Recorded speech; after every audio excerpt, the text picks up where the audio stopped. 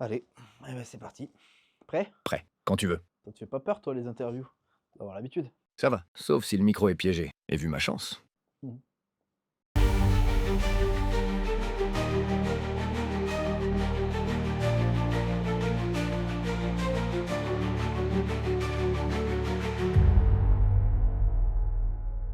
Hello tout le monde et bienvenue dans cette nouvelle vidéo. Donc comme vous l'avez vu dans le titre, c'est au tour de Nathan Drake d'Uncharted. C'est le personnage que vous m'avez le plus demandé dans la vidéo précédente. Cette fois-ci, j'ai essayé de passer plus de temps pour former l'IA, pour qu'elle ressemble au plus près au personnage du jeu vidéo, à la fois dans son caractère et graphiquement. Voilà, il reste quelques problèmes techniques. J'essaierai d'améliorer ça dans la prochaine vidéo. Aussi, contrairement à la vidéo précédente, cette fois-ci, il n'y a plus de motion capture. Tous les mouvements du personnage sont générés par l'IA. Si le concept vous plaît, n'hésitez pas à vous abonner et à laisser un petit pouce bleu. Ça fera toujours plaisir. Aussi, n'hésitez pas à me dire quel personnage vous souhaiteriez que j'interviewe la prochaine fois. Et bonne vidéo. Salut Nathan et bienvenue dans cette nouvelle vidéo. Alors pour ceux qui ne te connaîtraient pas trop, est-ce que je peux te demander de te présenter? Salut Ludo. Alors moi, c'est Nathan Drake, casse-cou professionnel, aimant à catastrophes improbables et survivant de situations qui feraient passer un chat à 9 vies pour un débutant nerveux. Mon CV? Des trésors déterrés, des ruines qui ont un peu souffert de mon passage et une liste de mercenaires irrités assez longue pour tenir lieu de tapis rouge. Mais hé, je fais le job. Tu as l'air de toujours t'en sortir, c'est le principal. Alors en préparant cette interview, j'ai vu qu'il y avait des doutes sur ta taille. Du coup, quelle taille fait Nathan Drake et quel âge tu as? Si je me tiens droit et que je n'ai pas sauté d'une falaise la veille, 1,87 m, il me semble. Et pour l'âge, assez vieux pour avoir des histoires à raconter, mais pas assez pour arrêter de faire des conneries. Disons que j'ai atteint ce stade de maturité où je commence à apprécier un bon canapé, une bière fraîche, et le plaisir de ne pas me faire tirer dessus un jour sur deux. Alors c'est vrai que Drake, c'est pas ton vrai nom? Nathan Morgan, Nathan Drake, appelez-moi comme vous voulez, mais avec style. Mais du coup, pourquoi Drake? Ça a une meilleure sonorité quand tu cries dans une explosion, non? Oui, certes. Non, mon enfance n'a pas été simple. J'ai voulu prendre un nouveau départ en Colombie. Ma mère, Cassandra Morgan, était historienne, et elle était convaincue qu'on est les descendants directs de Sir Francis Drake. Alors quoi de mieux que Drake, en hommage à cet incroyable corsaire? Pour moi, mes faits d'armes se résument à survivre à des situations impossibles et à faire rire mes ennemis juste avant qu'ils ne me tirent dessus. Mais bon, c'est un nom qui me donne du courage. Ok, je comprends. Tu peux me parler du coup un peu de ton enfance? Mon enfance, c'était pas exactement la petite maison dans la prairie. Ma mère est morte quand j'étais encore gamin. Mon père, lui, a décidé qu'il ne pouvait pas s'occuper de moi et de mon frère.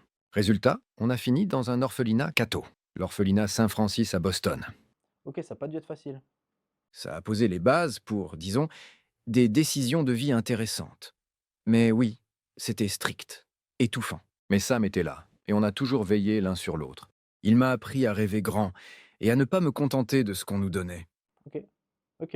Et d'où vient cette soif d'aventure? De là, justement. Imagine un gamin qui passe son temps à rêver d'évasion. Et je parle pas que métaphoriquement. Entre les murs étroits, les règles strictes et une cantine qui donnait envie de manger des cailloux, j'ai appris que l'aventure, c'est la meilleure forme de rébellion. On était aux bonnes sœurs ce que le café est à l'insomnie. Un problème permanent.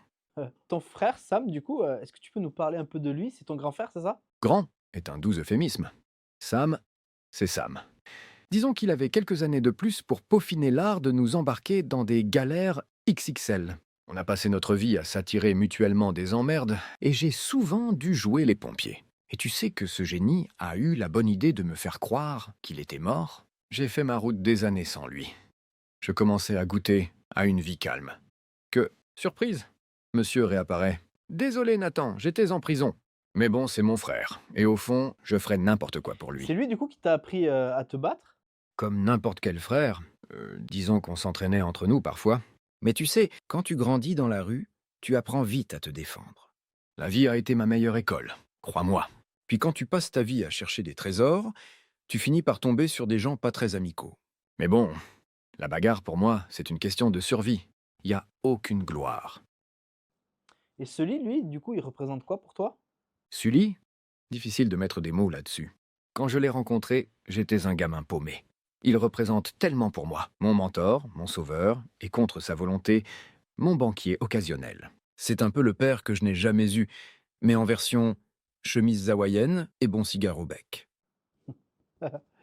OK, et tu peux me parler un peu de ta vie actuelle, de ta famille? Je crois que tu as une fille, c'est ça?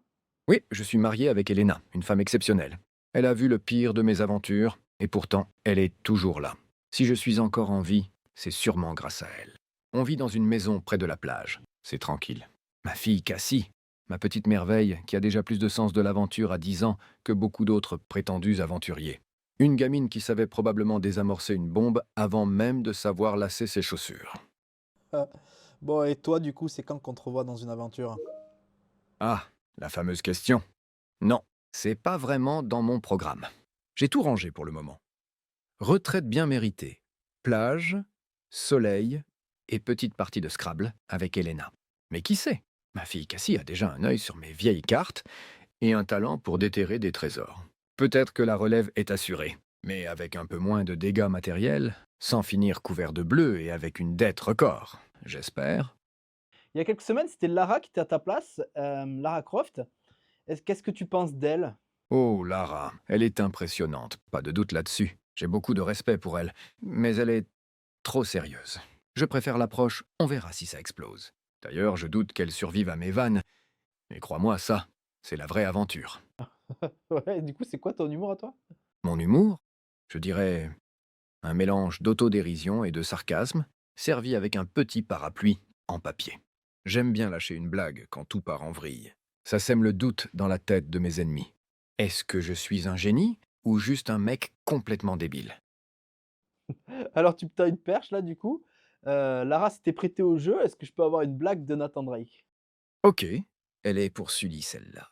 Tu sais pourquoi je préfère tomber d'une falaise plutôt que de rester à discuter avec lui? Non.